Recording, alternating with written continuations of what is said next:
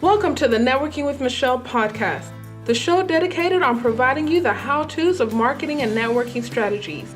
Here we believe in the Jim Rohn quote, success is nothing more than a few simple disciplines practiced every day. Hey everyone, welcome to a new episode of Networking with Michelle. I'm your host, Michelle Gourmet. As always excited to be here presenting you with a new episode. First of all, I want to send a special thank you to every single person that completed the survey. You are appreciated. Thank you for your comments, your suggestions, and I am going to do my best to get the right people on here to address the topics that you want to hear, okay? That is my promise to you. With that being said, I am glad to announce the winner of the contest, right? So if you completed the survey, I was going to put your name in a drawing and you were going to have a chance to win the book, Build Your Dream Network, Forging Powerful Relationships in a Hyper-Connected World by J. Kelly Hoey, who was a guest on episode 76. Awesome episode, so I encourage you to go back to that, listen to it. I learned a lot. And if you're looking to learn about networking, that is the episode for you. And this is the book for you, Build a Dream Network. So with that being said, right, with that being said, the winner of this book is Shamika Williams. Yay! Now, but shout out to Shamika Williams. I have been rocking and rolling with this girl for the past 2 years when it comes to online business. She actually heard me do a podcast interview, and then we were in a Facebook group. She reached out to me. We met at the conference. We've been in mastermind groups. We're accountability partners, and it's been a pleasure watching her success. And I want to encourage you to check her out, as she also has a podcast called Escaping Cubicle Captivity. Yes. Escaping Cubicle Captivity. It's available on iTunes, Google Play, Stitcher, wherever you can find a podcast. Whatever you're using to listen to mine, she should be right next to it, right? Escaping Cubicle Captivity. So check her out. And her website is designthelifeyouwant.com. Designthelifeyouwant.com. Okay. So on to the show. Today's guest is Tiffany Washington. Tiffany is all about helping career women rediscover their passion and purpose so they can finally stop hating their job and live a life they love, right? Escaping cubicle captivity. That's all we're trying to do. And we talk about the number one method of how to stop hating your job. Can women work together? And as well, Tiffany provides us some tips on how women can positively assert themselves in a male-dominated industry. I think you're really, really going to love that. And even for my male listeners, I want to encourage you. I'm sure you can get something out of this message that maybe you need to apply to your business, apply as a coworker, and maybe if you're a manager, something that you need to implement, some things that you can implement or address with some of your female counterparts on having a good, comfortable workplace. Also, Tiffany has a new book coming out. It's called Women Winning at Work, a 21-day guide to experiencing spiritual success in the face of workplace difficulty. I love it. Women Winning at Work. So if you go to her website, transformation7.com, you'll be able to find her book. It's available for pre-order right now. So go ahead and order that for yourself. Order it for your girlfriend, your wife. Order it for your mom. Order it for some woman that you know will be blessed by this book. Once again, Women Winning at Work. And the website is transformation7.com. Without further ado, Tiffany Washington.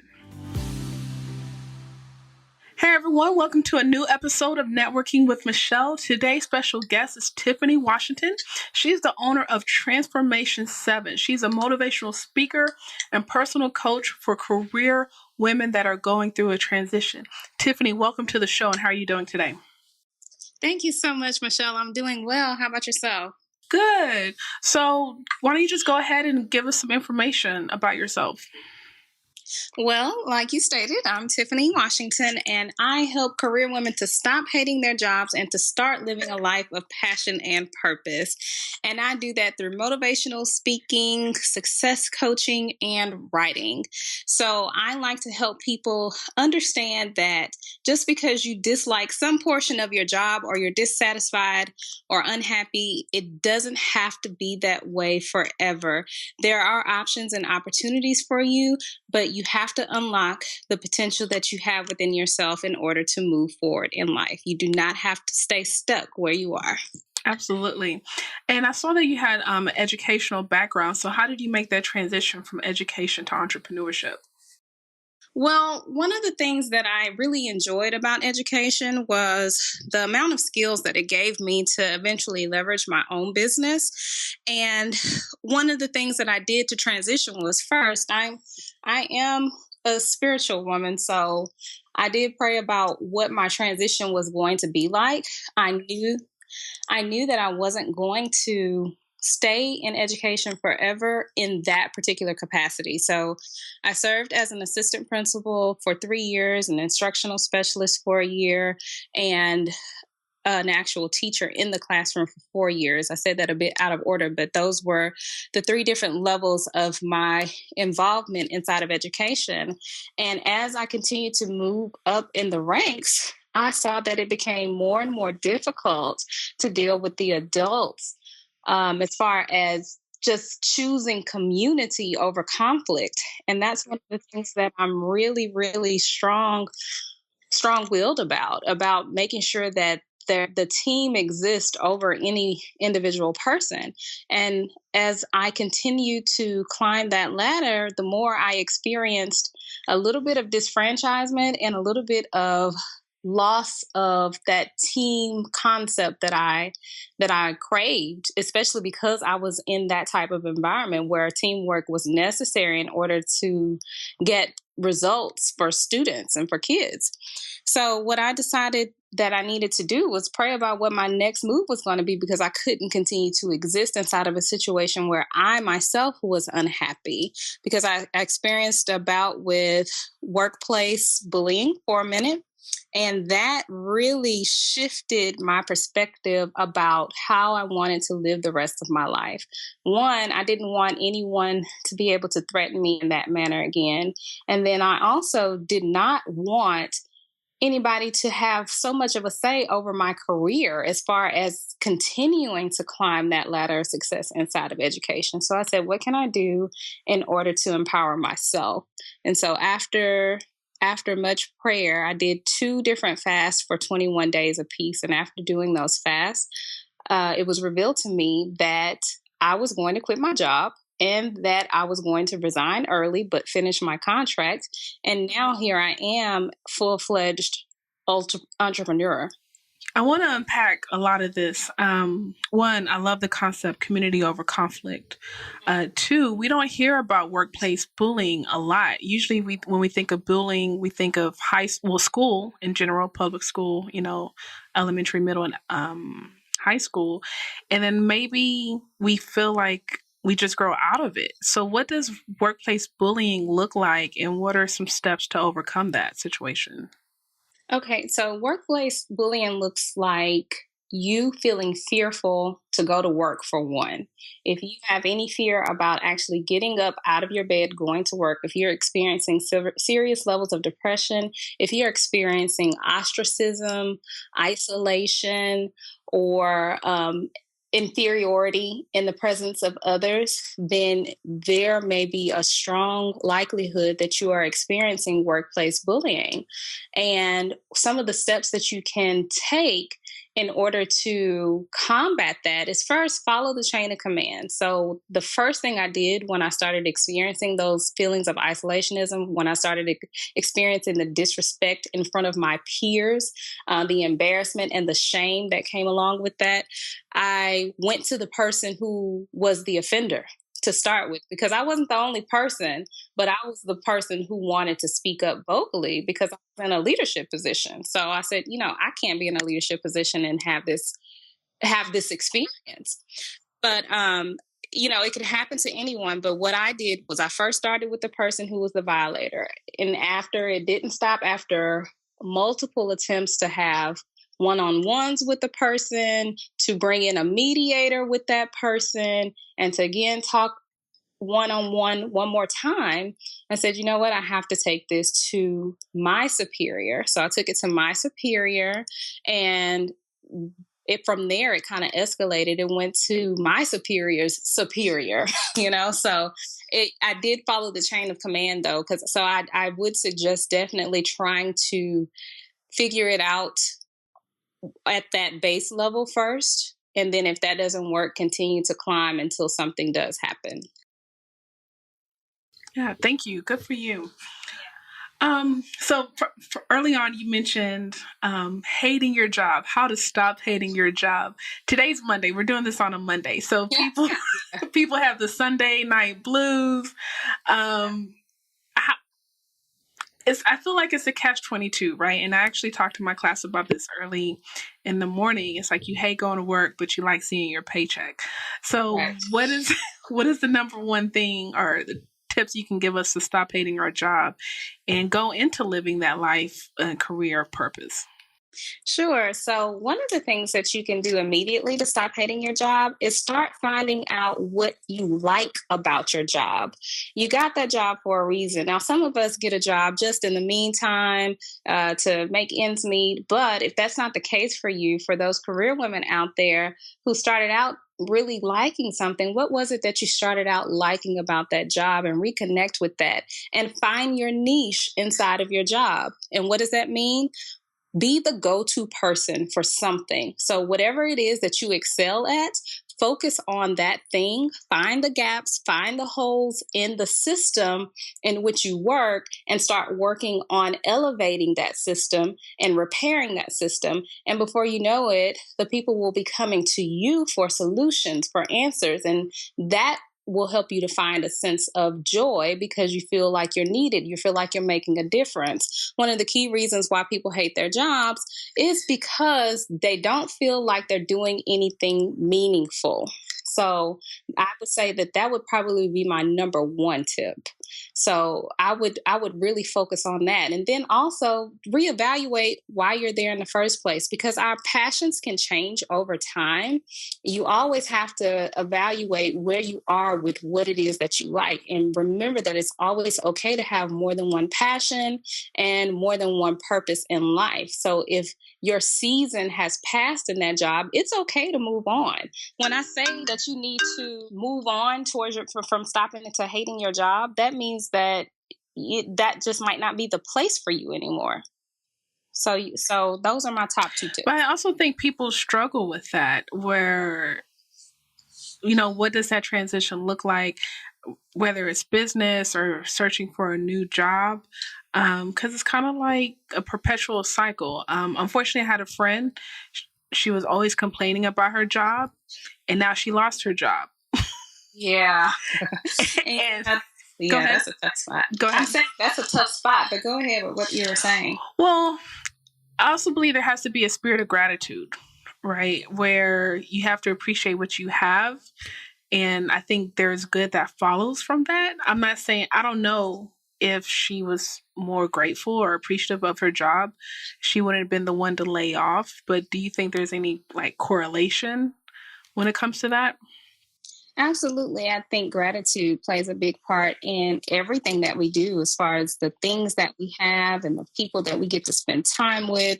Gratitude plays a very important role. However, in addition to being gracious and having gratitude for your job, there's also a sense of reality that comes in too, because I believe the other side of it, which is you don't have to be unhappy where you are. You can find happiness. You can find joy. It belongs to you. Now, sometimes it just takes you figuring out what it is that makes you joyful inside of that job that you're already on. So we can be grateful for our jobs, but we can also be realistic about what's going on inside of the job that's making us unhappy. Good point. So I know you've worked with women, and with your experience, What are some of the best ways that women can work together? Because especially as Black women, there's a lot of stereotypes that we don't work well together, or we can't be friends. I don't have, women friends. But what are some ways that we can negate those stereotypes and work well together, and also show other communities that we work well together? I think one of the main things that we can do is first create communities for ourselves of women. So, one of the things that I do inside of my business is I have workshops on a regular basis. I just had one December the 3rd, which was this past Saturday as we're speaking, and I had one in November as well, and I have one more coming up on January the 7th. And what I do is teach women specifically how we can work together to get through some of the issues that we have. So, any of your sister friend circles can be created through this type of platform so that you can get together and talk and having real conversations versus believing whatever it is that's on the surface, because a lot of us get labeled as catty, and we get labeled as hard to work with, attitudes, difficult to understand. All of those things are said about women in general. But we have to change the conversation, one, by being cognizant of who we are and how we represent ourselves to others, but then how approachable and amenable we are when we are in the presence of others. So, first being self aware and then changing the conversation and transitioning into how can we be more communal amongst ourselves first before we start to represent ourselves to the world again. And what about women that are either in male dominated industries, or maybe they're the only woman on a team within their employer? What are some ways and techniques that they can assert themselves more to either speak up or maybe even reinforce the good ideas that they have, but they're never implemented? Do you have anything along those lines? Yes, so I think that in male dominated industries, you have to find unique ways to be audacious. And what I mean by that is there is something unique about every single person on this earth. Whatever it is that's unique about you, flaunt that particular thing. And it's also important to remember that in male dominated companies, the female perspective is, in my opinion, always something that should be respected. So speak out on it, because a different viewpoint never hurts, and it could always help to transition whatever that conversation is that's already going on and to break that path. So never be afraid to speak up, even if you're in a male dominated company. I saw that. I like your YouTube channel. You have the 2 minutes with Tiffany. Yes. How did you come up with that? Well, I am big on alliteration. So I like 2 minutes with Tiffany. And I said, okay, well, let me just play off of my name here. But then also, I wanted to provide something that was short but impactful to other people as far as motivation is concerned, because oftentimes we just need that word of encouragement in order to help us make it through the day or through the week. And I also know that our attention spans can be shorter at some moments than others. So 2 minutes I thought was the perfect amount of time to get in, give you a quick word of inspiration, and get out. And you can remember throughout the day, you can forward it on to your friends and they can watch it quickly. So it doesn't take up a lot of your time. So that's kind of how that evolved. And in me knowing that motivational speaker side of me, I wanted to have a platform to reach more people than I could physically touch within a day. I know you offer some great products when it comes to your workshops and coaching sessions. So if someone was to work with you, what can they expect from you, Tiffany Washington? One of the things that you can expect from me, working for me, is the success coaching piece. I help you to get unstuck in your career and figure out what it is that truly sets your soul on fire, what it is that really lights you up with passion and purpose. I help you to figure out first what your passions and purposes are, here on earth if you haven't already figured that out.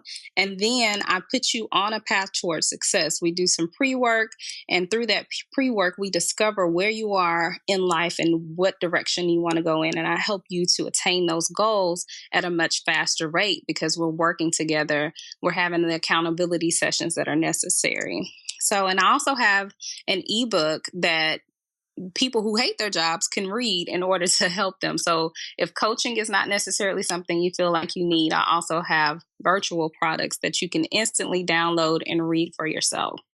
Good. So what are your plans for 2017? What can we look forward to? Wow, for 2017, I have a whole list of things, but but one of the main things that the audience can look for from me is a book that is coming out in 2017 entitled Women at Work. And in Women at Work, I basically discuss in more detail my experience with workplace bullying. And it's a 21-day devotional for women in the workplace on how to conquer those woes that we have when we're inside of the workplace. So what to do when you feel ostracized, what to do when you feel overworked, what to do when you feel undervalued. So all of those themes show up inside of the book. So that's one major thing to be on the lookout for from Transformation 7 in 2017. Oh yeah. How did you get the name Transformation 7? Well, I thought about the butterfly. And in the life of a butterfly, we all know that it starts out as a caterpillar and it moves kind of slowly throughout life. And eventually it goes into that cocoon process. And through that process, the inside is actually transforming into what we see, which is a butterfly. And so through that transformation process, there are a lot of things that go on that can't be seen, which is equivalent to the work that we have to do within ourselves in order to be transformed to move on to the next level of life. So that's where the transformation piece comes from. And 7 is the number of completion. And so once you complete that transformative process, you are then ready to move forward in the work of the purpose that you've been called for. So that's the quick and dirty meaning of Transformation 7. That's beautiful. That's beautiful. I like that. Thank you. Well, before we wrap up, I definitely want to acknowledge you for the work, the service that you're doing, especially among the community of women. I think it's very important. I'm glad we were able to connect through Natasha on Facebook, and I definitely want to check you out and attend one of your upcoming workshops, hopefully for January 7th. Before we wrap up, how can people get in touch with you, and how do you define success? Okay, so people can get in touch with me by logging into my website. You can sign up for my email list. I email my list weekly at www.transformation7.com, and you can stay updated with all of the workshops that I have coming up and any other events that I might have in the works. And one of my definitions of success would be whatever it is that you feel makes you happy on a daily basis. It doesn't have anything to do with money. It doesn't have anything to do with fame or acclaim. It has to do with what it is that makes you happy. Are you operating inside of your gifts? Are you operating inside of your passions and purposes? Those are the things to me that create a model of success. And so happiness is created when you are fully walking inside of your gifts and talents. Absolutely. Tiffany, once again, I want to thank you for being on the show. Everyone, thanks for listening. Remember, I believe in you. A personal connection leads to an influential network. So thanks for networking with Michelle.